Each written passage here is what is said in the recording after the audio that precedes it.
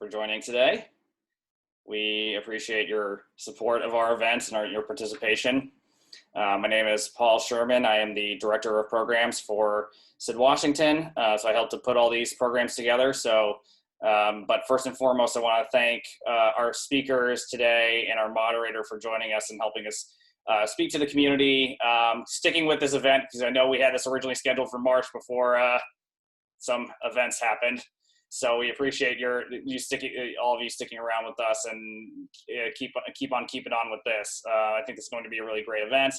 I also obviously want to thank our wonderful workgroup co-chairs for helping us put all of our events for the Food Security and Agriculture workgroup. So that's Mark Castellino and Sabrina Ambergi. So thanks to both of you, as always, for helping us out. Before I leave it up to the co-chairs to kick us off today, just want to plug SID. It's the things we're doing coming up. I'm sure most of you are aware of who we are as an organization, as a neutral convener in the international development space to provide opportunities for networking and information sharing. So this is our bread and butter. This is actually our final event. We do have one more event tomorrow for our institutional members, but these are our last two events of 2020, which is really weird to say. But we do have a few events already scheduled for 2021. So check out our website. That's where you'll find all of our updated information. We have 3 events already. We'll have many, many more. Probably the first 5 months of next year will be very busy for us. So just check that out. Also plug 2, we should be announcing it fairly soon, but our career fair is on track to be about when it should normally be. This time it'll be probably in early February. So just stay tuned. We'll be announcing that fairly soon on our website. And with that, I will stop talking and hand it off to our co-chairs to kick us off today. Great. Thank you, Paul. Good morning, everyone. I'm Sabrina Ambergi. As mentioned, one of the co-chairs along with Mark. If you haven't already, please feel free to introduce yourselves in the chat. On behalf of the work group, thank you all for joining us this morning for what I think will be a really interesting session on innovation in the agriculture sector. We'll start with a couple of presentations and a panel discussion, and then we've also left about half an hour towards the end for Q&A. So please type your questions as we go along into the chat for that. We will be looking at some of the structural constraints to innovation and how those can be overcome. We'll take a close look at the success of Israel and how that success might be replicated, as well as some examples from Africa and Latin America. These cases highlight the different roles that both public policy and investment, as well as the private sector, play in making agricultural innovation happen. I'm thrilled that we have Lori Groves-Rowley moderating for us today. Lori is the Director of Global Food Security and Aid Effectiveness at the Lugar Center. She has nearly 20 years of senior leadership and committee experience on Capitol Hill. Most recently, she served as the Senior Professional Staff Member on the Senate Foreign Relations Committee, responsible for U.S. foreign assistance policy, including global food security and climate change. She served as Chief of Staff and Assistant to the Chairman during Representative Ralph Regula's tenure as chairman of 2 House Appropriations subcommittees, and she also brings experience in the private sector, representing an integrated natural gas company before federal agencies and Congress, with a focus on barriers to and technology research for new market development. So very relevant for our topic this morning. So Lori, thank you so much for joining us today, and I will hand it over to you to introduce the rest of our speakers. Thank you very much, Sabrina. It's really a true pleasure for me to be able to join you as the moderator on this panel this morning. As a coincidence, we at the Lugar Center just finished a document talking about the importance of the public sector in agriculture R&D here in the United States. And so for me, it was just a really exciting opportunity to join all of you and to learn about the Israel example. And I had the opportunity to actually read the entire study before our program this morning. And I'm just really excited to hear from the co-authors, Danielle Abraham and Jonathan Seid, as well as Thierry and Gogo. We'll hear from them one right after the other, and then turn to Elisa Burrows, who is overseeing a Feed the Future program on innovation. And it'll be interesting to hear how some of the things the United States has been doing in the global food security space compared to the kinds of leadership and opportunities that the government of Israel, together with the private sector and obviously the farmer, him or herself in Israel, and how these lessons learned can be applied to other countries across the continent in Africa. So I think it's going to be a great conversation. I'm glad you all are here bright and early here, at least on the East Coast, to join us. And without further ado, it's my pleasure to turn the program over to Danielle, and look forward to hearing from you. Thank you so much, Lauren. It's great to be here with everybody. Good morning to everyone on the East Coast, very early morning to everyone on the West Coast, and good afternoon to everyone in Tel Aviv. So I'd like to jump straight in with a simple statement, especially for those of you who have not been to Israel or perhaps don't know much about Israel, which is, despite what you may have heard, Israel is not a natural nor sensible place to do agriculture. In fact, it's a little bit bonkers that it's even worked here at all. The reasons being are that Israel is a very, very small country. It's approximately just over 2/3 desert. There's great water scarcity generally. You can imagine with the desert, there's a lack of fertile soil, quite saline soil, and situated in a rather difficult neighborhood here in the Middle East. Our export markets have traditionally been just that further afield, which has presented huge post-harvest challenges. Yet despite what these seemingly insurmountable obstacles, Israel has not only managed in its very short history to create this agricultural transformation in and of itself, but really emerged as a global leader in agriculture and water management. And if we just skip to the next slide, we can see some examples of what we mean by that. Here are some of the production highlights from Israel, which showcase some of its achievements, both in citrus and in tomato yields. Israel is actually a leader in minimizing post-harvest loss with a fantastic number of less than 0.5% of grain losses, where the worldwide average is 20%. And I think if you look at certain developing nations, it's really much higher. But everyone in Israel is very proud of the Israeli milk cow being the most productive in the world. And also, if we skip to the next slide, you can see some of the achievements Israel has managed in actually making the desert bloom. This is in creating flourishing an agricultural sector in the desert. So the most obvious question to ask, and if we skip to the next slide, it's stated there, and which is asked by so many delegations that come to visit, is, well, how on earth did Israel succeed? It doesn't really make sense. So this was a fantastic question. I don't think until recently we had a serious answer to that question. And so I turned to good friends and colleagues now, Jonathan and Thierry, both at TBI and AGRA, and I said, this is something very exciting, let's look into it. And they agreed. So what we did is I brought them to Israel, and with our fourth colleague, Meirav, we worked for a week. I created an incredibly tough schedule, and we schlepped them around the country, interviewing the who's who of Israeli agriculture, really from the past, from the oldest people that were still alive today that remember those days, right until the present. And we did all the hard work so you don't have to. So what we'd like to do today, or what I would like specifically, is to take you on a whiz-stop tour of the key findings. And if we go to the next slide, this is a summary of the key findings and what we found through all of our interviews.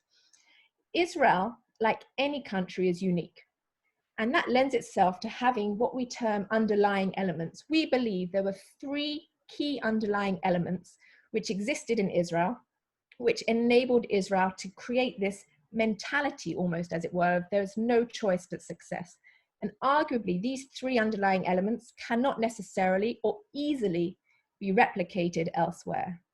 However, there were also 5 enabling elements we've identified, which through this mentality of no choice but success were consciously created and therefore in a sense could arguably replicated elsewhere today. So what we're going to do is just going to take you on a whiz-stop tour of each element in turn, and hopefully that give you a sense of how Israel, this small desert country, really managed to create this agricultural transformation and what bits you might be able to pull out as lessons for elsewhere. So if we skip to the next slide, please, we'll start with the first. One of the first underlying elements is the ideology and this embrace of agriculture as a national mission. Now you might be thinking to yourselves, what on earth are we looking at here in the picture? And I'll try and give a short explanation because I think this is one of the key elements in understanding what was happening here. if we look back at the end of the 19th century, early 20th century, especially as a neutral observer, something bizarre was happening. You had these Jewish youth from primarily wealthy middle-class backgrounds leaving their comfortable lifestyle and houses and trajectory to become a doctor or something in Europe and moving here to a swampy, malaria-infested land. And you think to yourself, well, what on earth is happening? Now, what was happening is that they'd actually been inspired and galvanized by this modern Zionist ideology. It said two things. The first was they wanted to establish the Jewish homeland, the state of Israel, but critically for us, it was driven by this new embrace of agriculture. It was influenced by communist themes, and they truly believed that there was no higher ideal than becoming a farmer and working the land. They wanted to see this barren, swampy, malaria-infested landscape turned into productive farmland. And it's quite hard to imagine today because the typical Jewish mother will say, you know, you can become a doctor or a lawyer and that's it. But here they are leaving their homes, their comfort. There was no FaceTime in those days to really call back home. And that is what you can see in the picture. These pioneers draining the swamps to create agriculture. And this is important because the standing of farming is quite low in places around the world. And that's one of the challenges. But here, it was perceived to be one of the highest ideals was to become a farmer. Now, the next slide shows the second underlying element. We believe these pioneers that moved here to do that created something we've called the pioneer mindset, which was they'd given up so much and they believed so much was at stake that there was no choice but success. They were not prepared to fail. And I think that mentality actually carries across in Israeli society. I don't know what you've heard about Israelis, but we can be pretty stubborn. And that also applies to, you know, not giving up and not giving into failure.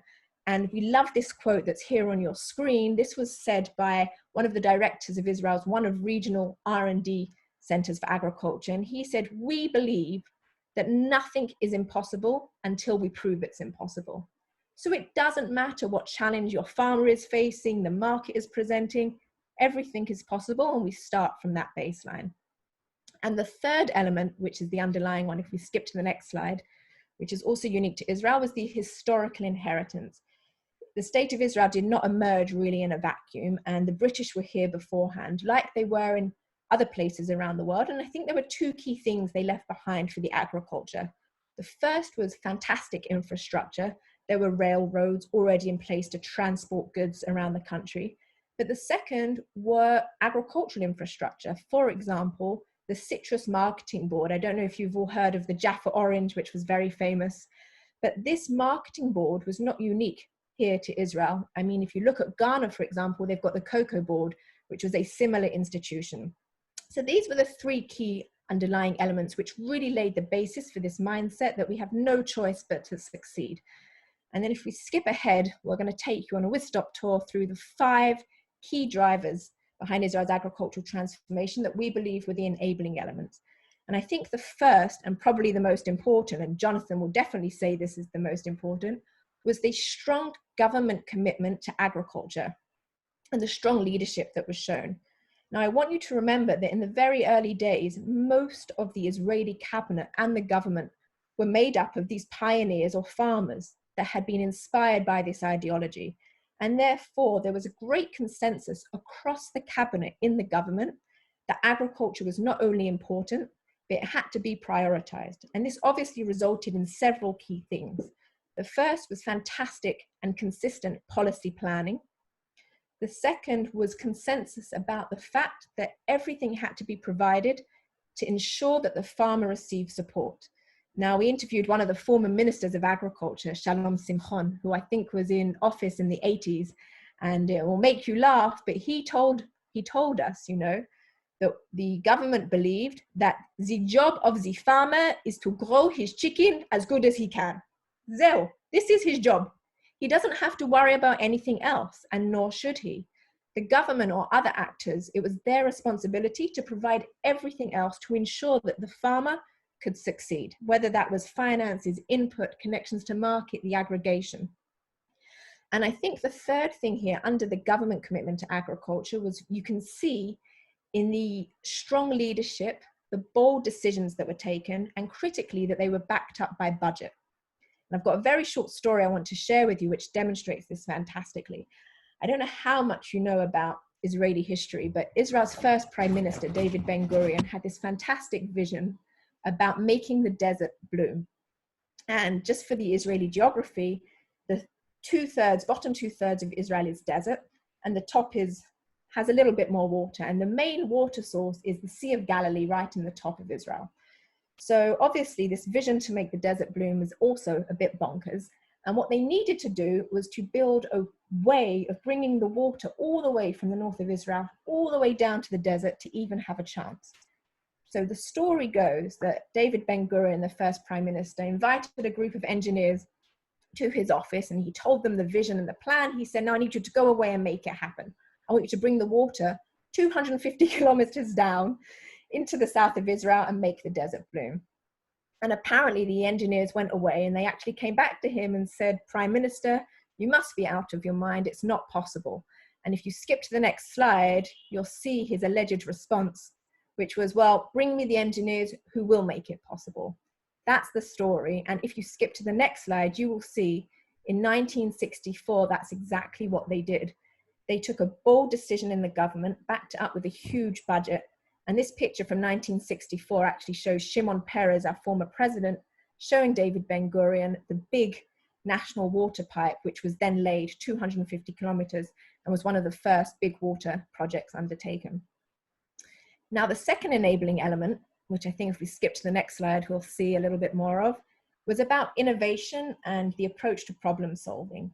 I think critically in Israel, the government and leadership recognized very, very early on the great importance of investing in an agriculture innovation ecosystem and really investing in R&D, to the extent that Israel's National Agricultural R&D Center, the Volcani Center, was established in 1921, so actually before the State of Israel.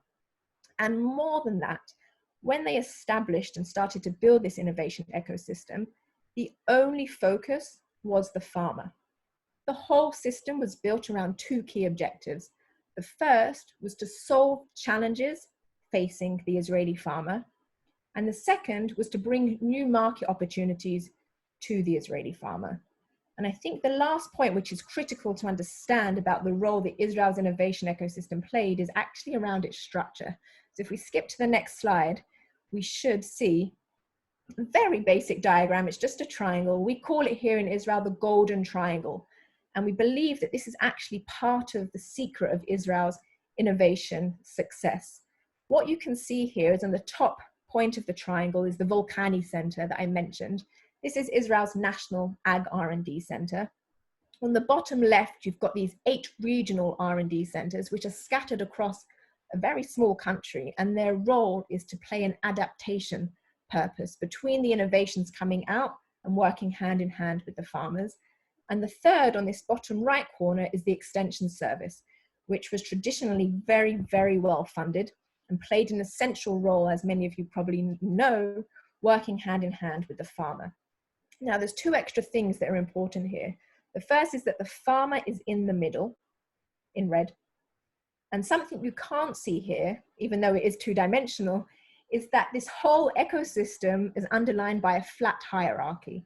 Now, this is a quirk of Israeli society. I don't know if it came from the kibbutz and the communist nature, but there's no real hierarchy here in Israel, which meant in this innovation ecosystem, the average farmer would have absolutely no qualms about picking up the phone to the top scientist sitting in the National Institute in Volcani.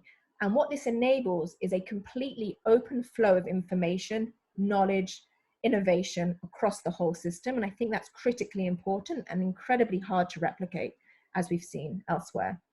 Now, if we skip to the next slide, this is our third enabling element, which was a market-led approach. I think it's incredible to note today that when you look back at Israel's history, when it gained independence, it had not yet secured its own domestic food security. Yet, despite that, Israel always pursued this dual market approach. It was always going for food security and following the market. And the market really served as this northern star, both for the farmers, the innovation ecosystem, and all the other players. And I think this can be seen first and foremost in the shift in crops that Israel grew. It started with cotton, quickly moved to flowers, and then moved to fruit tree crops. And this was enabled by the innovation ecosystem. But also in the government approach, the government took a great responsibility to enable this market-led approach and actually had a government entity called AGRA, which was responsible for the export market. And if we skip the next slide, I think there's something about the market-led approach. Oh, nope, there's something about farmer organization, that's fine. So the fourth element here is farmer organization. Now, I don't know if you've heard of the Israeli kibbutz. It was really like a socialist / communist venture of communal living. And it's quite famous. Many people came to volunteer on the kibbutz in the 70s. And many people will tell you, oh, we succeeded in agriculture because of the kibbutz. And that was kind of like a given until we started to dig into what was really happening. And what we found was that no matter what the setup was, Israeli farmers were organized from the get-go. So if you skip to the next slide, I think there should be a diagram of this exactly. Yesterday, we did a webinar with our partners in Rwanda. And one of the questions was, well, how did Israel deal with the smallholder farmers? And I had to explain that smallholder farmers never existed in Israel in the same way because they were always organized into larger groups. And this was critical. This enabled the farmers to come together for aggregation purposes, and it enabled them to gain purchasing power and bargaining power and to compete in the value chain. They weren't smallholder farmers, they were always part of a larger collective. Now, the kibbutz was a very socialist model.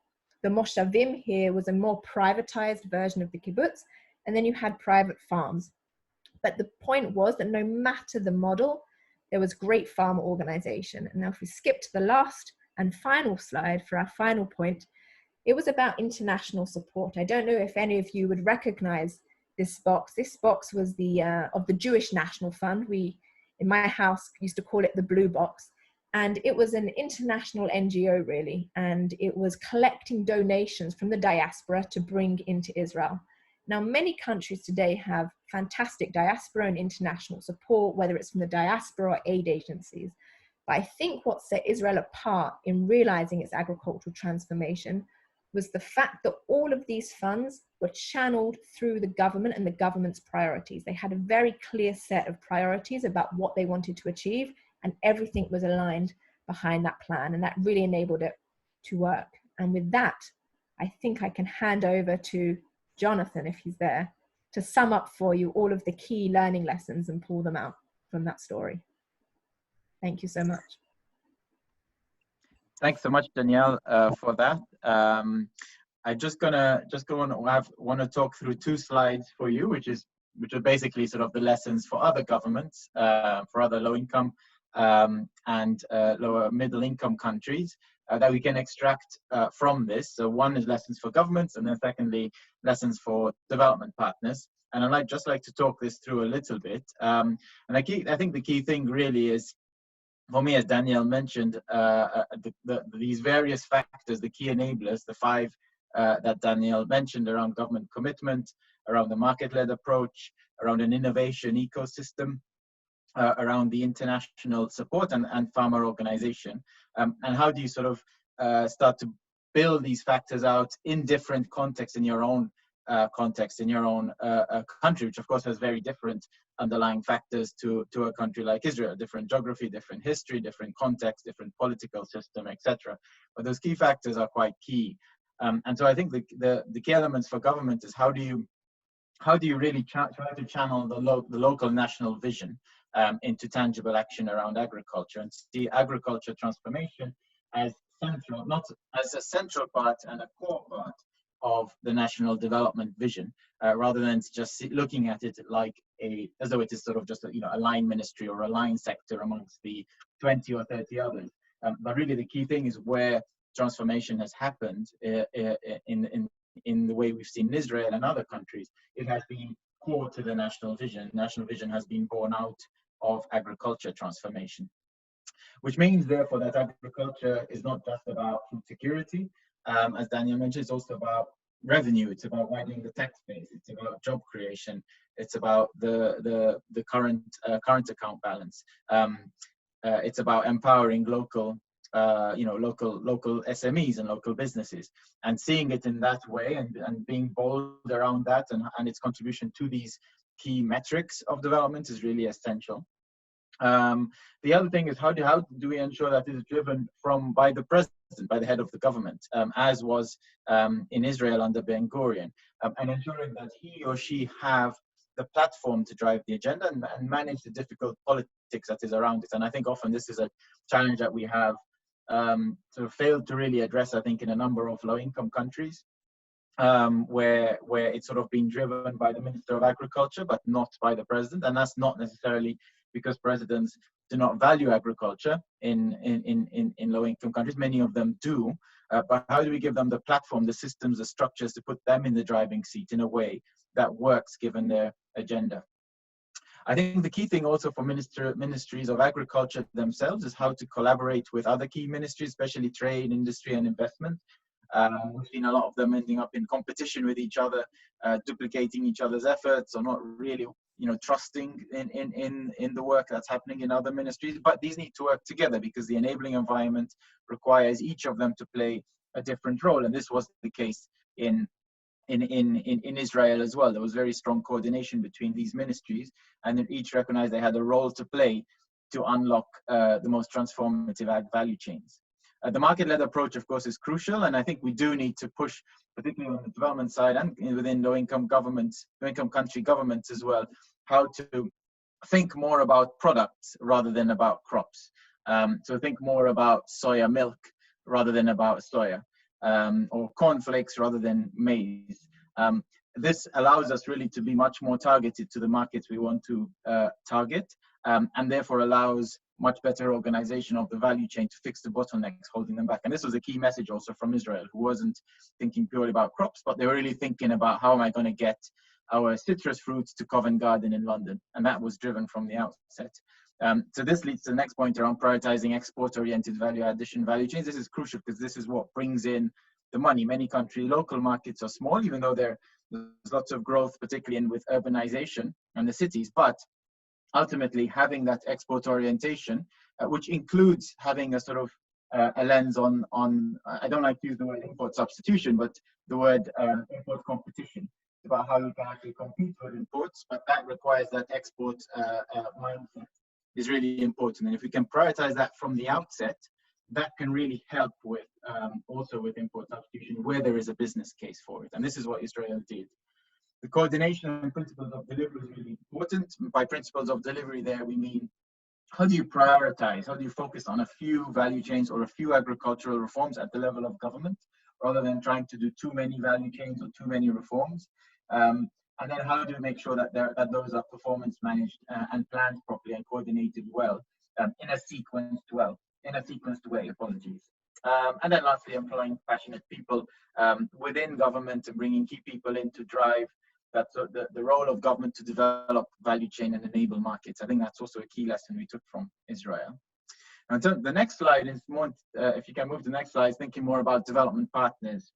And I think we categorize these into two main areas. One is how do you, in terms of putting the government aside, how do you support key actors in the value chain? And this is really about empowerment of local actors, whether it's farmer organizations, and I think there's a long way to go, for example, from the work we do across the African continent in empowering cooperatives who kind of have a long history of trying to, but there's still a big gap in terms of how we work with them to strengthen their governance mechanisms, for example, to build trust within the farmer organization in the local context. I think there's a long way to go there. And then secondly, an area where there's been some progress in recent years, but again, a long way to go, is in supporting what we call catalytic and visionary local SMEs, and also agro-industry, including FDI, but it's also our domestic investment through management support, through governance support. I was just in Malawi recently, and the ecosystem around access to finance solutions is improving a lot. But what people are saying, people that are looking at due diligence of SMEs and agro-industry businesses, is that a number of them still require support on corporate governance and really being set up not to be run as just a family-owned business or just have a sort of a short-term profit-taking approach, but really be planning to become a large business or a medium business, and therefore be set up with the right functions within the business to do that. And that requires us as development partners working differently with SMEs in a way where we can have more long-term mentoring, more long-term support around strengthening of the management structures of businesses, whether they're whether they're individual farmers, whether they're farmer organizations, whether they're SMEs or larger businesses investing in ag and in key enabling sectors for agriculture. And then the second point is around governments. So how do we really support governments who ultimately have to be the key driver? This was clear from Israel. It was clear from many other countries, whether it's Brazil or Vietnam or Cambodia. The government being in the driving seat to drive that ag transformation agenda is crucial. So what can we do differently to support governments to come together, rather than maybe inadvertently pulling them apart because we're having a narrow focus on our own projects? And so the key thing is thinking about singular programming and using government as a singular programming unit for resource deployment. This was key in Israel, and as Danielle mentioned, with the blue box, that money there was channeled through government and empowered government to invest in the key areas it needed to invest in: the R&D, the extension, the value chains it wanted to prioritize over a 5-year period. That was crucial. And I think that's also where a key lesson for partners. Likewise, analyzing with government and not for government. We do make a lot of mistakes, I think, still, where we have consultants, do a value chain analysis for USAID or so on, and then that sits with USAID mission, but it's not really owned by the government, or by local think tanks, and local think tanks and local research organizations are crucial here. So how do we do the analysis with government and with local think tanks rather than for them or for us, and then we just share the report to really help them with that prioritization exercise on value chains and on cross-cutting issues. The other thing is then around exploring new approaches for planning, prioritization, and coordination. We really need to think about how do we empower governments to coordinate with each other, with different ministries, so they can set the enabling environment for the value chains that are most transformative, for the products like the soya milk, where there may be a big market potential for the country to exploit, rather than inadvertently, working in our own silos and inadvertently maybe pulling different parts of government in different directions because, one ministry's report is effectively getting its money from Geneva, another one from Rome, another one from Washington, another one from London, and it doesn't quite come together. And that's a real issue in low-income countries. And the last point I'll mention is around balancing what we call technical with political here, which is not just looking at, this is of course a political economy point, but not just looking into what is, what makes most sense from an economics or a business or a farmer empowerment perspective and what we think governments should do, but really factoring in the fact, taking stock of the fact that governments have to be political, and you may need to go with the second best option or the third best or even the fourth best option, but that's better than they're not making progress. And so I think deferring and and treating governments also with that agency, I think is really important, because that's what allows for this empowerment of governments to play their role in enabling market-led, private sector-led value chains to develop is really crucial. I think I will stop there. So thanks for your attention. I think I'll just hand over now to our colleague from AGRA, Thierry, who will look at the perspective of what it means from an African perspective, as with AGRA, who works on agriculture development across the continent. Thierry? Thanks, Jonathan. As always, it's very difficult to know what to say after you and Danielle, because you've had a very comprehensive presentation. Amazing. I'll be very brief and focus on what AGRA does. This paper really speaks to AGRA's raison d'etre. AGRA works across different countries, 14 countries on the continent. As you heard from Danielle, many countries from Africa have traveled to Israel, delegates from African countries. They want to see the magic, how Israel did it. And if you look at the introduction Danielle made, it's totally the opposite of what we see on the continent. Israel has no water. Africa has more than enough. But why are things not really working the way they should be working? So under the policy and state capability work stream that AGRA has been working on across all these countries, we really do find Israel example very relevant. I'll focus on 5 key areas which AGRA focuses on under that particular area of work. One is exactly the same thing Jonathan was talking about, high-level political leadership and commitment. This is extremely important. Across Africa, each country has a vision where they want to take their agriculture sector. It's very specific. It's very clear where they want to go. But when you break down that vision, the reality of having that vision fully implemented as such is not there.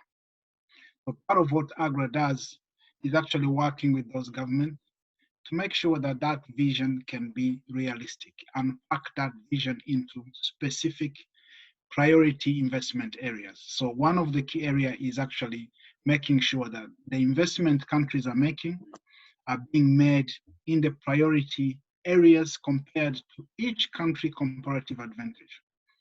What works in Togo doesn't work in Ghana. So Ghana doesn't necessarily have to do the same as Togo. So AGRA's work is actually to sit with government to co-create solutions that work for them. And what we are starting to see now, what is starting to emerge, as really Daniel rightly said, agriculture in Israel was a national priority. What we would love to see as AGRA, and I'm sure that's what many African leaders would like to see, is actually now having agriculture considered as a national priority. You are not only talking about agriculture sector, you can't talk about agriculture sector and leave out industry, commerce. So can we really have that common vision of how agriculture sector is perceived? So again, part of the work we've been doing with the TBI Institute is actually how do we support countries promote their own investment opportunities. We've been doing this through the AGRA forum every year in September. We had a number of government delegates actually coming to pitch their investment opportunities. This is what we want to see happening on the continent, and we want that to come as a national priority investment programs, not as agriculture sector investment program, because that integration has actually to be seen from the onset. Area number 2 is around actually supporting countries coordinate better. There are a number of actors, good lessons Jonathan spoke about. In a number of countries, you have different actors operating from different angles, probably with different interests, but working within the same sector, and who are really poorly coordinated. Can we really coordinate better? So one of the key areas, again, AGRA has been really very intentional on is how do you help countries set up functional coordination mechanism where you bring all these actors together to make sure that their investment in the sector are aligned. So alignment is extremely important. You don't need really to have 20 projects working remotely on different things, yet you could have 1 or 2 projects and actually combine and join efforts together. So this is an area that AGRA has been really supporting. Area number 3 is around implementation capacity. Obviously, this requires some level of capacity, especially from a public sector perspective. You have a very thriving private sector who are able actually to bring in whatever skills and knowledge and expertise they need because they can afford to do that. And you have probably a very poorly resourced civil service. That's where most of the ag sector from government perspective sit. But how do you ensure that you really equip, you set up institutional mechanism that can help countries deliver on their own agriculture vision? It's a very important aspect. The critical issue is not necessarily lack of resources, because in some countries they have money, but they don't even have the absorption capacity. How do you ensure that you support countries to set up mechanisms and frameworks that help them deliver in a most efficient manner? Third is obviously around now mutual accountability. All these key partners you see in the landscape have to be held accountable. You sign up to specific mandate, you need to be held accountable. If governments are receiving grants or loans, it's important actually that those who are giving money, those who are giving loans, understand how governments are using those resources. Equally, if you're a donor community investing in the ag specs, you need also to be held accountable on the investment you're making. So this is a very, again, important critical area that AGRA has been supporting the government in. And lastly is around enabling environment. Some of these priority investment requires very conducive or rather adaptive policy making processes. If you are really attracting private sector in the agriculture sector, and there are very critical impediments that are related to policy or regulatory framework, how do you make sure that you can actually support the government address those bottlenecks in the most fashionable manner? The policy making process, especially in low-income countries, is known to take very, very long. You know, policy can take up to 5-10 years. How can you make that really quick? How can you address those policy bottlenecks in a timely fashion to make sure that the private investment can really flow in and quickly and support government efforts? I think I will just stop here for now because a lot had been really shared by both Jonathan and Danielle. But most importantly, AGRA doesn't work alone. So AGRA looks at partnering with those other being resource partners or knowledge partners. That's how we are together with TBI, with Volcani Institute, actually to look at how can we join hands to work with government, not for government, but work with them to make sure that we support them actually achieve the agriculture transformation journey. Thank you. Thanks so much to all three of you for that dynamic presentation, and it's just a really informative piece. Before I turn to Elisa, I noted that I was a bit remiss. Many of you who signed on through the SID website, you saw the titles of our speakers, but all three of the authors we just heard from actually have all day jobs as well. So I wanted to highlight that Danielle is the Executive Director of the Volcani International Partnerships, and that Jonathan is the Senior Manager of Tony Blair Institute for Global Change. And finally, Thierry is the Head of State Capability with the Alliance for a Green Revolution in Africa, or AGRA. So thank you all for taking some time out of what you do every day for putting this report together. It's been really informative, and I look forward to our conversation during the period after. One last piece about that, if you do have questions along the way, please go ahead and start to put them in the chat box, and we'll get to you following Elisa's presentation. And if there's something that someone can respond to quickly, they can even respond in the chat box, our presenters. So without further ado, I'd like to turn now to Elisa Burrows. I mentioned that she's working on a Feed the Future project called Feed the Future Partnering for Innovation. She's the Deputy Program Director for that with FinTrack. So welcome, Elisa, and it'll be interesting to hear from another perspective here about the U.S. Side of this innovation question. Thanks for being here.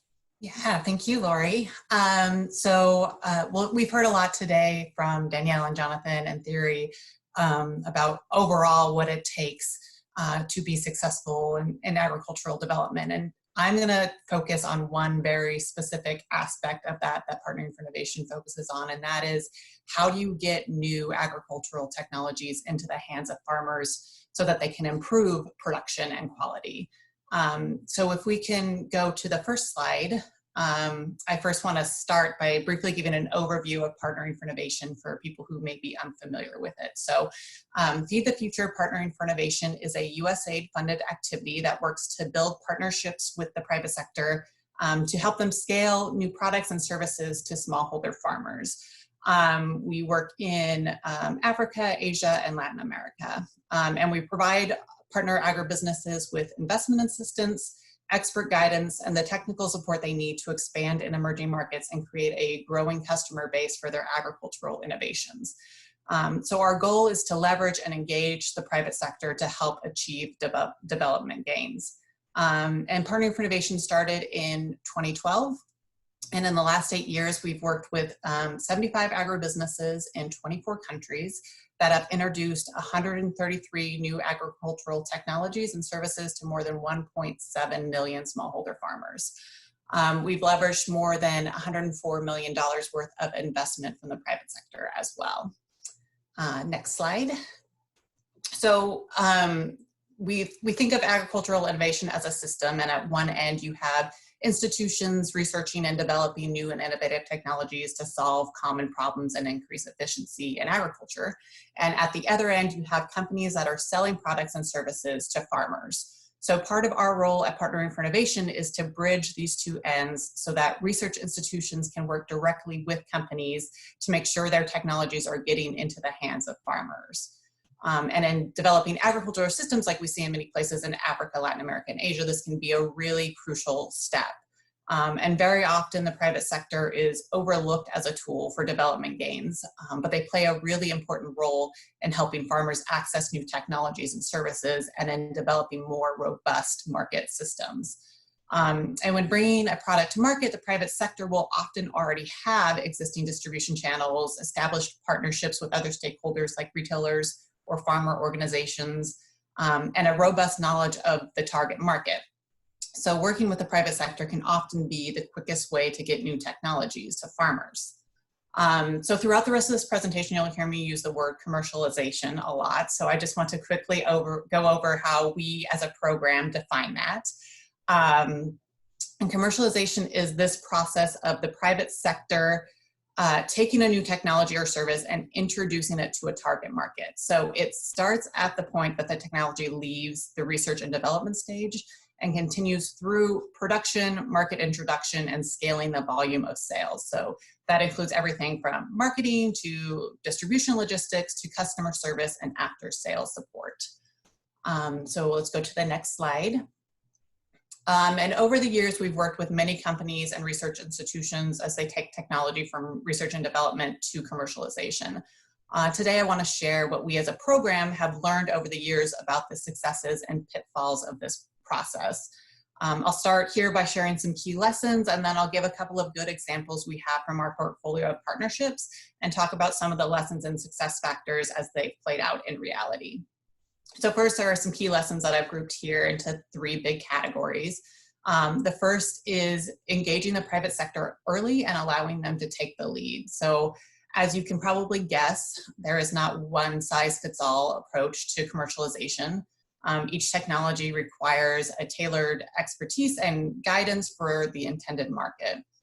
And often the private sector is in the best position to provide this expertise based on experience introducing other products to markets. So it's important for research and development teams to engage the private sector early in the commercialization process. Even as early as the development phase can be really beneficial. The private sector brings a lot of field-based experience and can provide really helpful insight about how an intended customer may perceive or interact with a new technology. This can be really helpful in making slight modifications during the development process to ensure that farmers are getting the most out of their product.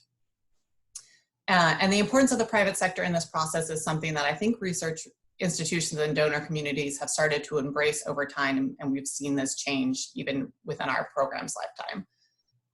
The second key lesson is stakeholder management is crucial. So we've also learned that the commercialization process is a very resource-intensive process, and it often takes a wide network of stakeholders to be successful. Networks can expand distribution reach, provide direct access to target customers, and provide much needed financing to enter new markets and scale. The donor community can play a really important role here, not only with financing, but with connecting researchers and private companies to networks of NGOs, farmer organizations, and government agencies. Relationship management can also include any capacity building that may be needed for a customer to successfully use a product. If it's a brand new technology and farmers don't know maybe how to use it. And it also includes any other stakeholder sensitization that may need to take place for a new product to be successful in the market. And then finally, commercialization is an ongoing process that requires a long-term view. So one of the biggest pitfalls we see is the assumption that because a technology is expected to be a big game changer, that it will immediately take off and be wildly successful on its own. Commercialization is an ongoing process. It requires constant evaluation and flexibility, and developing strong partnerships between research institutions and committed private sector companies, and a robust network of stakeholders is really key to successfully navigating this long-term process. So on the next slide, I want to look at a couple of examples of successful commercialization partnerships that we've seen. The first one I want to talk about is this partnership we had with Purdue University and Bell Industries in Kenya. So Purdue had developed the Purdue Improved Crop Storage Bags, or PICS bags. And these are a triple-line plastic bag that is a small-scale hermetic grain solution for smallholder farmers. So the bags provide farmers with an affordable and reliable way to store grain on their farms for multiple seasons without the need for pesticide. And Purdue had seen some success with commercialization of the bags in West Africa and wanted to expand into East Africa. So in order to do so, they partnered with Bell Industries, which is a Kenyan private company, and Bell then led the manufacturing, marketing, and local adoption of the technology over the long term. Partnering for Innovation provided financing in 2013, which allowed Purdue and Bell to increase access to and adoption of the PICS bags by smallholder grain producers across Kenya. And to date, Bell Industries has sold more than 1.2 million PICS bags, which have benefited more than 208,000 farmers. So on the next slide, we can look at the success factors of this partnership. In this case, Purdue identified its private sector partner actually during the partnership development phase with Partners for Innovation, so after they had already applied for funding from us. And that's a little later than we typically see, but it quickly became clear that Bell Industries had the capacity to successfully lead the commercialization efforts. Bell was already a well-known distributor of agricultural products in Kenya. The company already managed an existing network in the country and had the internal capacity in the form of people, processes, and technologies to lead the manufacturing efforts and to streamline the distribution. Bell also brought extensive market knowledge of the customer's willingness to pay and buying habits, which actually enabled them to quickly establish an accurate price point for the PICS bags. And this meant that the partners did not need to use valuable time testing, distribution, and marketing models to determine an appropriate price point, and they could therefore hit the ground running with targeted marketing efforts at the start of the commercialization process. Partnering for Innovation was actually able to leverage its extensive field presence in Kenya to expand the reach of the partnership, and we connected the PICS teams with the USA-funded Kenya Agricultural Value Chain Enterprise Project, or CAVES. And CAVES had already had a significant presence across Kenya's maize value chain. And it joined Bell Industries to test the use of PICS bags under various field conditions and directly with the farmers the project was already working with.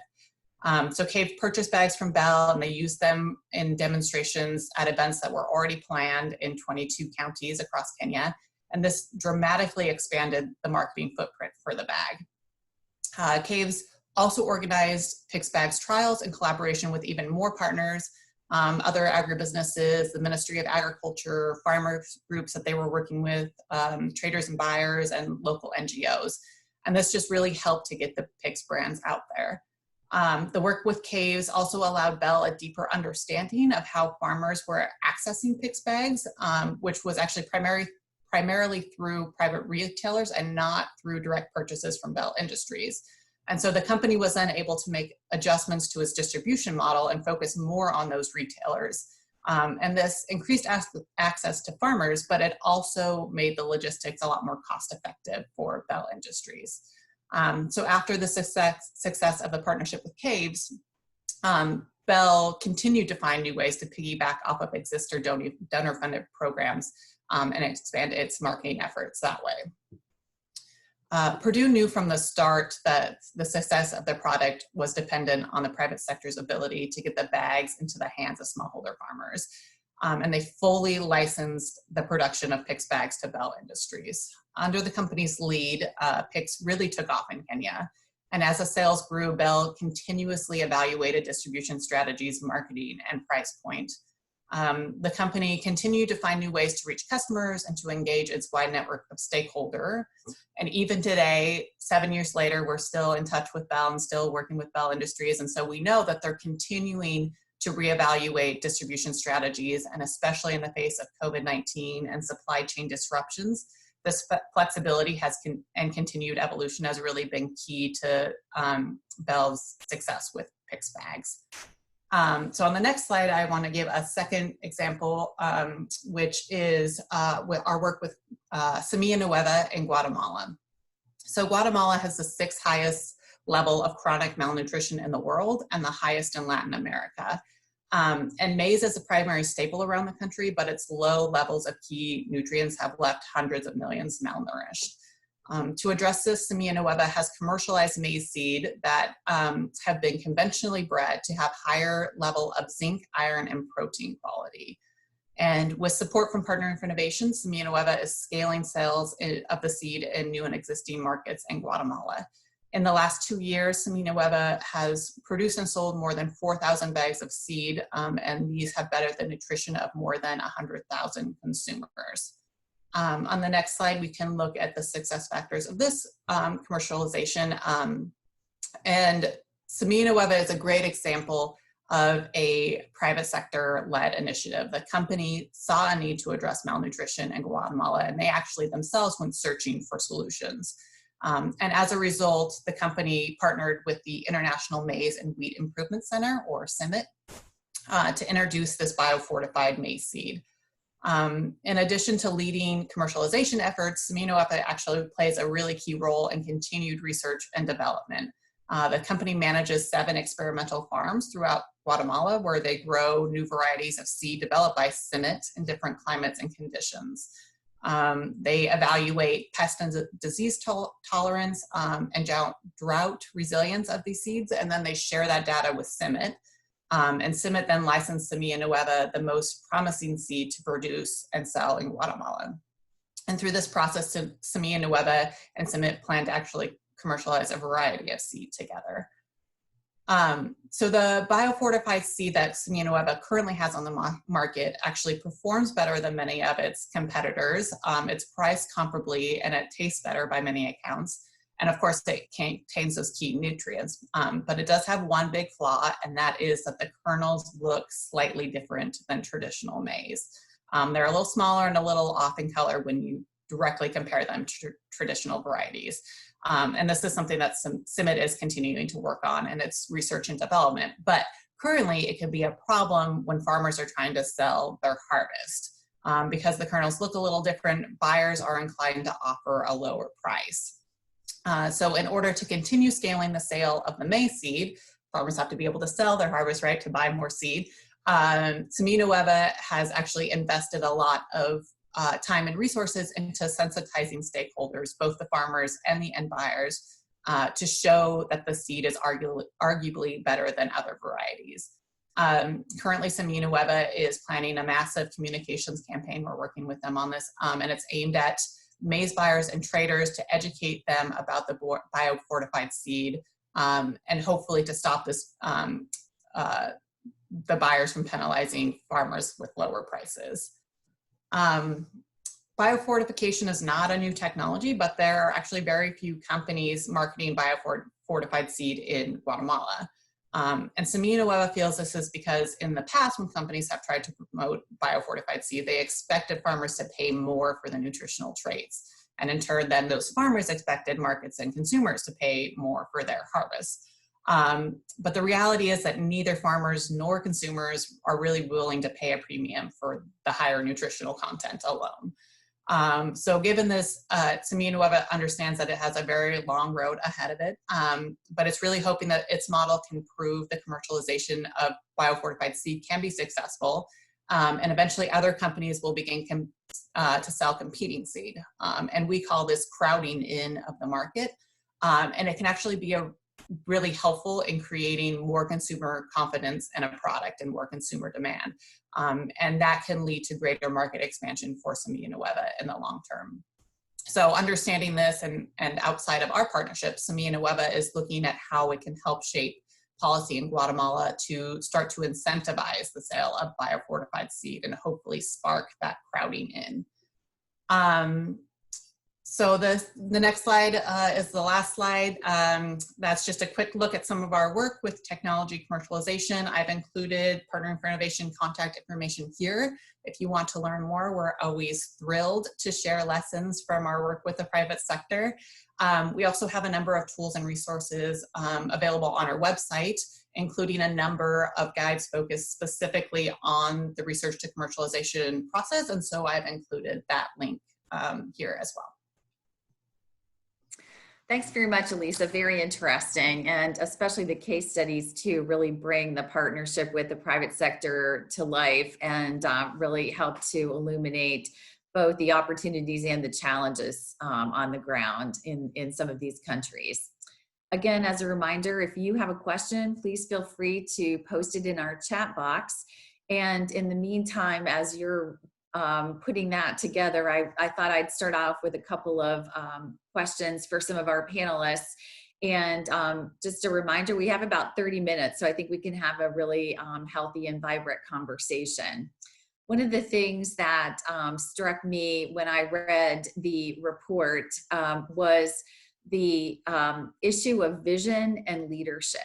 And when Sabrina introduced me and read my bio, most people know me as someone who worked for Senator Lugar in the US Senate, but I did spend, as she noted, a long part of my career working for my hometown congressman from Ohio. And whether we were talking about policies in the natural resource area with our country's public lands or national parks, or whether we were talking about health research in the NIH or what was happening with health policy, he always used to use the words, Lori, it's about vision and leadership. And without those two, you cannot accomplish a goal.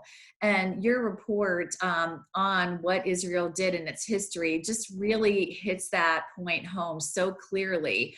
And I wonder, Danielle, if you could talk with us about your work with the agriculture transformation in Israel and its history, and how it might take these strengths, including the vision and leadership on behalf of the government and other partners, the research partners, et cetera, in Volcani, to push or share these ideas and these concepts and success stories with leaders in developing countries. I know that Thierry talked a little bit about that with some of the countries in Africa, but also how might leaders in African countries or even other parts of the globe seek out some of the expertise and the experience you have in demonstrating that success.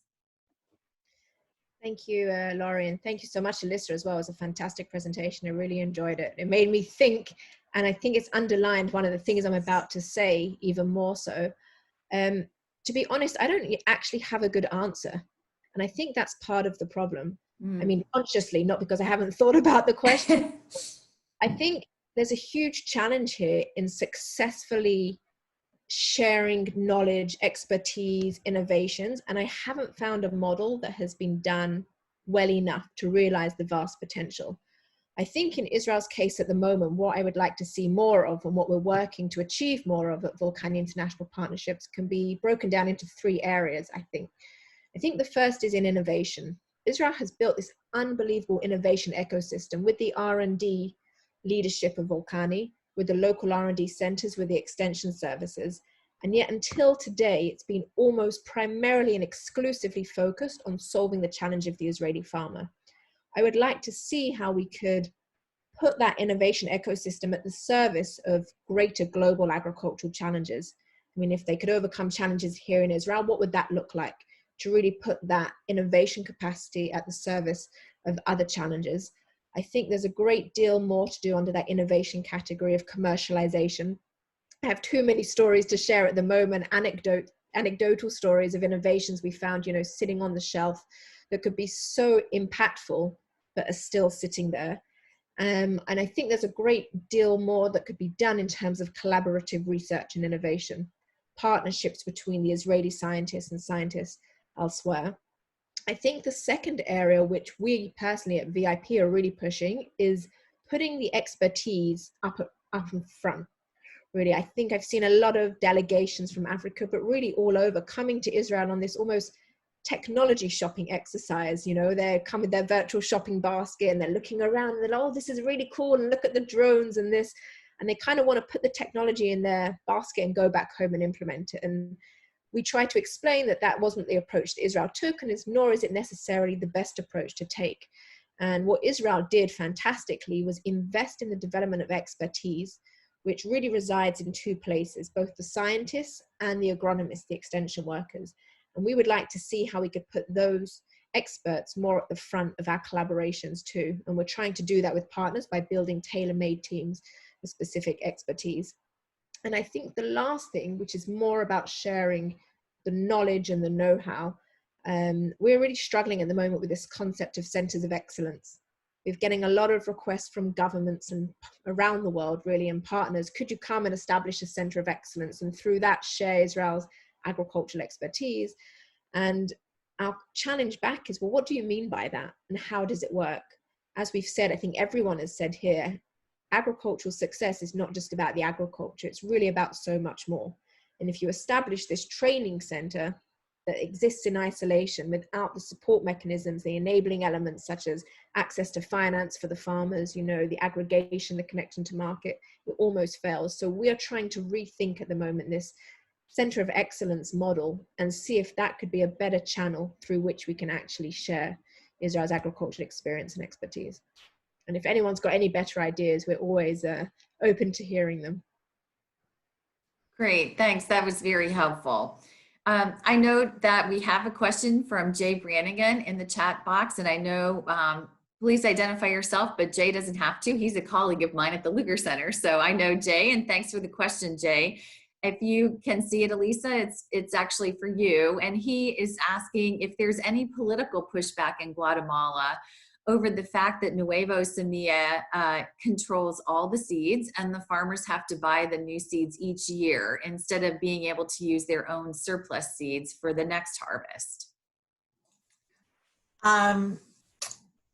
We have not experienced any government pushback, no, but as a USAID program focused on the private sector, we tend to avoid the government. But Semilla Nueva hasn't really experienced any of that either. And actually, they have a pretty good relationship with the government in Guatemala. They're part of this new work to try to incentivize biofortification is happening with the government. But I think that there's not pushback because it is a really good seed, and it's not that Semilla Nueva is trying to have a monopoly on the seed. They actually want to see more people selling the seed. They actually want that competition, and so it's not that they're trying to hold that monopoly or prevent farmers from buying or using seed that might be better. They feel like they have a really good product that actually produces more than the traditional seed. I didn't get into this, but there are various price points of the seed on the market in Guatemala, and the tier that they're in, the most popular seed is a hybrid that I think is from like 1983 or something. It's a very old seed that hasn't been improved upon, and so Semilla Nueva feels that they're really bringing this a much needed product to the market, and I think a lot of people see that as well. Very good. Thanks very much. I'm going to just go back and forth for a moment or two to pull out just a couple of other policy questions and then go back to the chat box. This one I'd like to call on Jonathan about. Jonathan, like AGRA, the Tony Blair Institute supports governments across Africa to attract private agriculture investment and spur innovation. And given the lessons for partners that you outlined in your slides, what are some of the practical ways that partners can support governments to better liaison with innovative partners, in the private sector, and to drive key reforms around innovation in the public sector? For example, around extension services, which was actually talked about a good bit in the report, and also African agriculture research centers. Thanks for that, Laurie. And I think this comes back also to the question that you asked of Danielle as well around leadership and vision. I mean, we find that there are, we're working in Africa across 16 different countries, not in agriculture in all of them, but in most of them, in about 10 or 11 of them. And what we find is that just like you have leaders, you've got within government, you've got progressives, you've got visionaries, and you have people who are there also for the status quo, let's say, as well. And likewise, that is also true in the private sector. That is also true when it comes to farmer groups. That is also true when it comes to think tanks and local research centers and civil society. And I think the key thing really is about how to empower the leaders and the would-be leaders, in order, because they have their own vision for their own country, but often because of political challenges, because of just the nature of bureaucracy, because of the challenges of organization, of coordination, of not knowing which partners to reach out to for what, not knowing what's out there that could help them with problem solving, then they typically tend to struggle. I mean, on the government side, we know that if you're a minister or a president, you spend 90% of your time not on your agenda. You spend it on meetings, on traveling, on putting out fires here and there, and only, if you're lucky, 5 or 10% of your time on what's really, what your agenda is, what your development program is. And so I think the answer to that is really about, to answer to your question, is really about responsiveness, about trying to be, whether it's to governments, whether it's to research entities, whether it's to the private sector that's really investing in value addition, in problem solving, whether it's to the farmer organizations that are better run, that are visionary, that want to really improve outcomes for their membership. It's really about trying to be responsive to those leaders in those different parts of the ecosystem to help them drive forward their own agenda. And if we can do that, we can strengthen the innovation ecosystem, because ultimately what these people are doing is problem solving. And the flip word to innovation is problem solving within the local context, and being able to prioritize on fixing the most important problems. So if we can design programs which are responsive to local leaders, not just in government, but in government, yes, because the government is essential for fixing market failures and so on, but also in these other different groups I mentioned, then that can really help also plug in other partnerships and other connections, while empowering them to drive the local change that they want to see, given it's their own country. And I think we do need to be a bit more creative and a bit more forward-looking to design facilities that allow us to be responsive to the problems that need to be solved by local leadership. I think there are various ways to do that. I mean, programs that apply adaptive management or PDAA type approaches is one way. Long-term mentoring and business development support for local SMEs and local farmer organizations is another way, but going in a way where we're really very demand-led. That's another. And then also having facilities that can plug in certain skills that may be missing locally, like, for example, legal skills or negotiation skills with the private sector and so on. I think there's different mechanisms that could be addressed, but the underlying factor there is just responsiveness to local leaders, whether they're in government, private sector, farmer organizations, research institutions, because then they will find together, if we can do that, they will drive the strengthening of the ecosystem, basically, around innovation in the local context. That's basically what Israel did. It had a long time horizon to do that, and it had the sort of the singular programming, right? The funding and the international support to drive its own program into place. And I do think we need to try and think of those mechanisms that allow us to do that, but they can be designed if we're able to design them with those principles of responsiveness in mind, I think. Very good. Thanks. That was really, really helpful. Thanks very much, Jonathan. I see we're getting another couple of questions in the chat box. Maybe we'll take the Congo one first, and maybe Danielle, you could even broaden it to apply to other countries across Africa and developing countries in general, about the best way to reach out. And Martin has asked this question. I'm not sure, Martin, if you're asking about directly with an outreach with the government to share the experience, or with private sector or farmers, or what. You might want to clarify that for us, but how best to connect with Israel, regardless of its the country or whoever.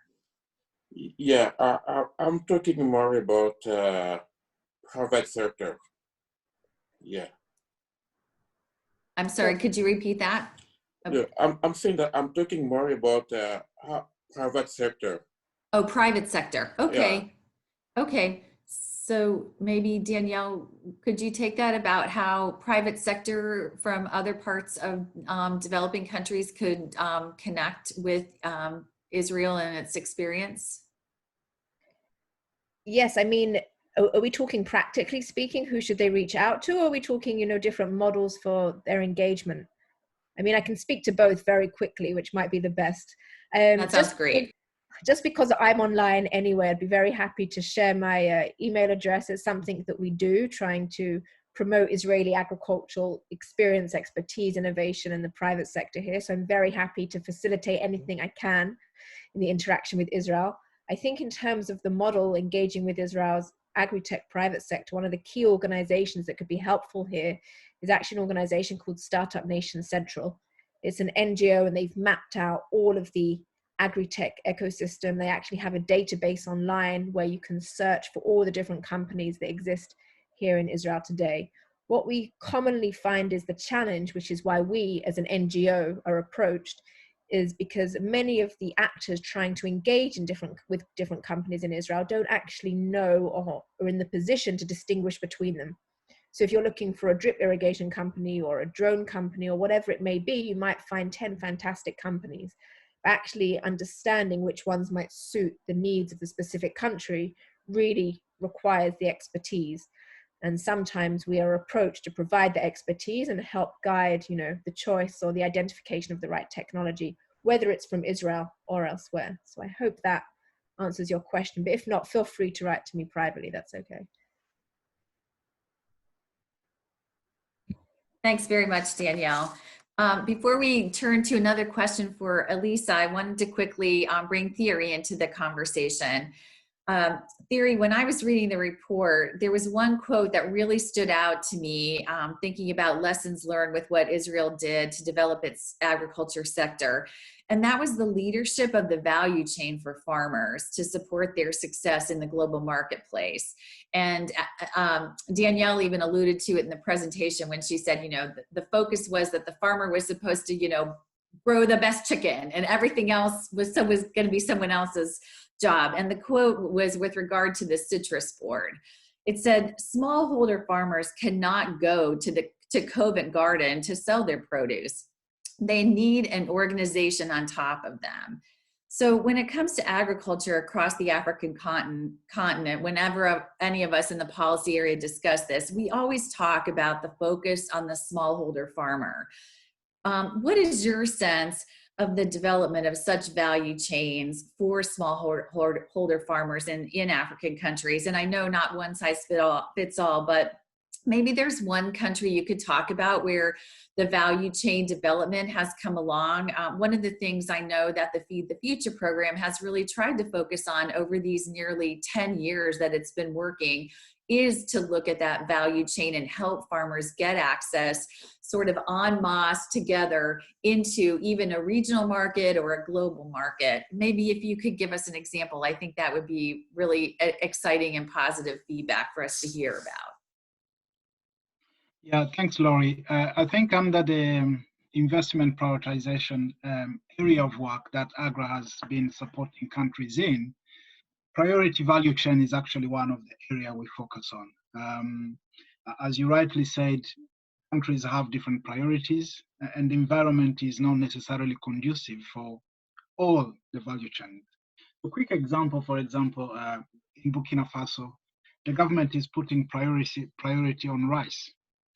One, because they really want to reduce the rice import bills, that's one, but also because the country actually provide that conducive environment for the rice value chain actually to flourish. So that's one area we've been really supporting Burkina Faso in. We've supported government to design what we call like rice flagship, which has now become a presidential flagship initiative, getting again into that leadership we've been talking about. So raising that profile from a ministry-led initiative to now becoming a presidential-led initiative, that really is going to be attracting the attention of everybody, being in the public sector as well as private sector. In Tanzania, we've been supporting value chain prioritization. We've partnered with our partners, BFAP in South Africa, looking at different value chains. And interestingly, they came up with this model which they applied to Tanzania, showcasing how, for example, sunflower oil is a priority value chain that the Tanzanian government and the private sector should actually support. But that requires really huge level of engagement.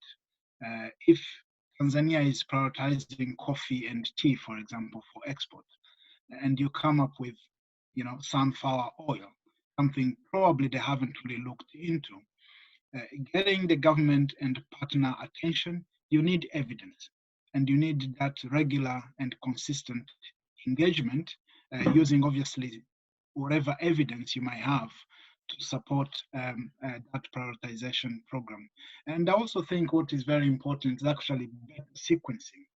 Even once you've identified the value chain priorities the country should focus on, sequencing is extremely important, because countries can't really embark on implementing any priority value chain they have.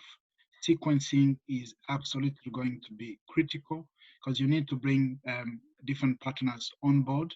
You need to mobilize resources. Government doesn't have money that is ready to invest. Partners have actually to believe, in the entire political system for them to feel comfortable to invest. So there is really a lot that needs to be done, even to make sure that those prioritized value chains can fully embark on the implementation and start showing results at country level.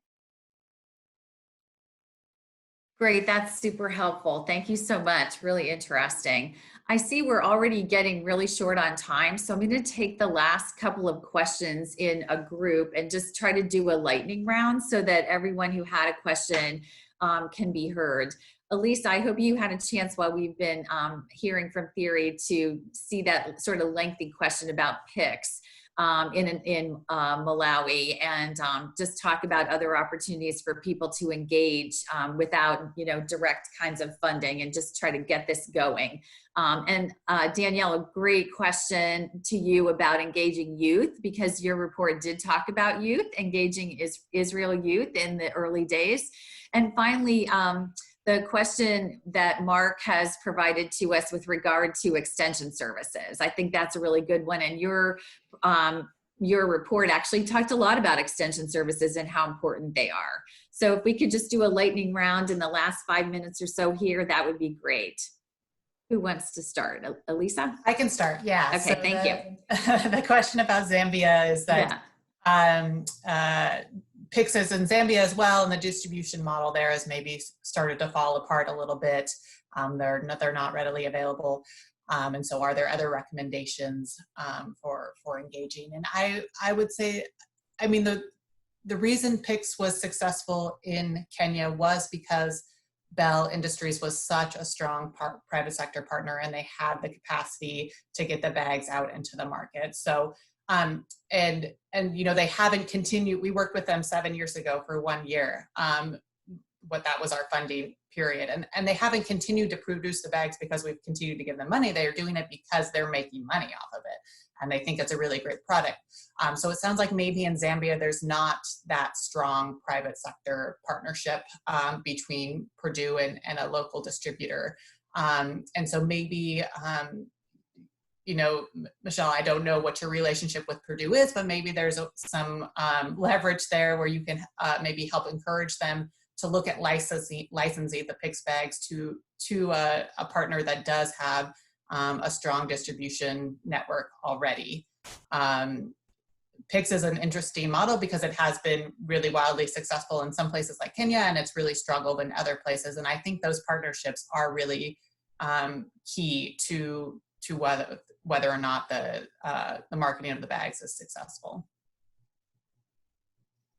Great. And youth, Danielle, and then extension, everybody. Okay, yes, fantastic question. I think there has been some effort for the youth activation outreach. I'm not sure it's been enough, and we're meant to launch some new programming this year with Malawi and Tanzania with the Tanzanian Agricultural Development Bank. I mean, we planned and COVID, or God laughed. And I'll just say 2 quick sentences on that. The example in Israel, there was a quasi-military agricultural unit called Nahal. And what they did, they really believed that inspired entrepreneurial leaders, if empowered, could really lead the change, a wider change. Identifying those kinds of people with a sparkle in their eye that you just know they're going to be successful no matter what field they go into. And that's exactly what Israel did in the early days. They took these youth leaders and they sent them out to the worst places in the country to do agriculture, such as near the Dead Sea. And they really provided them with all the support that they needed. And they were tasked with creating successful agricultural production units and then sharing their knowledge more widely. Perhaps this is what we sometimes call nowadays lead farmers, but it was really much more than that. It was a concerted effort. And I don't know if Jonathan, Thierry, remember we sat with one of Israel's fathers of the innovation ecosystem here, Yossi Vardi, who told us the way to succeed is to invest in your diamonds. He called them diamonds. He said, this is the way forward. Identify the diamonds, put all your efforts into them, and they will be your multipliers. So based on that example of what Israel did, we designed this program called the Israel Africa Pioneer Program, which was meant to launch in Malawi and Tanzania with the Agricultural Development Bank there this year. And the idea being that we would identify already successful agricultural entrepreneurs who would be provided with 2 to 3 years comprehensive holistic support from Israel, extension and everything that you could think of. And they would also have to commit to sharing their findings more widely. And maybe they would serve the aggregating function, things like that. So that's what we were looking at. And I just want to add one sentence on to the extension question that was asked about, does this create greater awareness and demand? I just want to share something from Israel. Often what happens, people come to us and say, well, how do you convince the Israeli farmers to adopt the new technology? And the answer is, especially from the innovators, well, actually, how can we convince them not to adopt it yet? Because it's not really ready. While the technology is in the pilot phase or it's just being tested, the farmers are already working so closely with the scientists. They see initially good results and they're already adopting it. And lots of things play into this, obviously the trust, the open communication, but also the fact that the Israeli farmers are very well educated as well. So that was just an interesting perspective from Israel. Very good. Anybody else quickly on agriculture? And then I want to turn the program over to Mark for some closing remarks. Just on the extension question briefly, I don't know about the answer to Mark's question around early adopters and encouraging peer learning, which I think is definitely important. But in the countries we work in, the key issue is really the fact that the extension service is fundamentally missing or very weak and hasn't been invested in an institutional way for many decades, I think since the 80s. This is sort of in an African context primarily. And I think that is something to recognize. There definitely is a question of, how do you resource it from a public perspective? And I think that there is a case because of the positive externalities for partners to engage more in supporting the government extension workers, because it remains critical. But at the same time, also the importance of partnering, obviously, with the private sector, right? And identifying private sector, whether it's through contract farming systems or whether it's through processors or who want to increase their supply, their input supply, partnering with them to slowly build up that footprint of extension. It's a huge job. It's very expensive. And there needs to be a sort of testing of different models of viability. But I think, again, this comes to Thierry's excellent point about sequencing. And so if we're able to help governments and countries focus on a few value chains and get those, put the enabling environment in place for those value chains that have the most transformative potential, not just in terms of crops, but also in terms of products, then this will help bring money into the system and strengthen that extension service in turn. And that extension service should be seen, I think, as part of that effort to develop those value chains, and then identifying what is the right mechanism to strengthen the extension services, whether it's on the public sector side or the private sector side, but ensuring those linkages between farmers and the market, which ultimately has been missing and has really led also to that sort of the drying out of resources for ag extension services in many African and low-income countries. Very good. Thanks for that. Over to you, Mark, to close us out. Thanks very much, Laurie, and thanks to all the panelists, Danielle, Jonathan, Thierry, and Elisa. What a great discussion on an important topic. My name is Mark Castellino, and I serve alongside Sabrina as co-chair of the Food Security and Agriculture Workgroup. This is our final workgroup event for the year, and despite all the challenges that we've had this year, it's been a really great series of events. We started out in January with an event on the elevation of resilience within USAID and the development agenda. And it was really timely because it came a few weeks before the official standing up of USAID's new Bureau for Resilience and Food Security. And we had a great panel from USAID, Mercy Corps, and from the Center for Strategic and International Studies. Then in May, and as it so happened, that was our last in-person event. And then in May, we had an event that really kind of addressed the issues that we were seeing both here in the United States and overseas with the impact and food insecurity of the COVID-19 pandemic. And we heard from some groups working here in the DC area on food insecurity, as well as looking overseas at what was happening there. Then in October, we partnered with the Youth in Development work group here at SID, and we had a fantastic event on young African women leaders in agriculture. And we really lent into the virtual nature of our events with the possibility of having young African women leaders speak themselves to this audience on how they have pioneered and created their careers in agriculture. And now we've rounded out the year with this fantastic event. Our next event will be a planning meeting, which we'll hold early next year. And you may not be aware, but all SID workgroup events are conceived, organized, and executed primarily by volunteers. And so we need your ideas about topics for our 2021 calendar. So that planning event will be a great opportunity for you to participate in mapping out our events for next year. So watch out for an announcement on the date of that meeting. And so all that's left for me is to thank you for joining us today, to encourage you to provide your feedback on the event feedback survey. The link is in the chat box, and you'll also receive an email with that survey link. And then lastly, to wish you a happy holiday season. See you in 2021. Bye. Thank you. Thanks, everyone.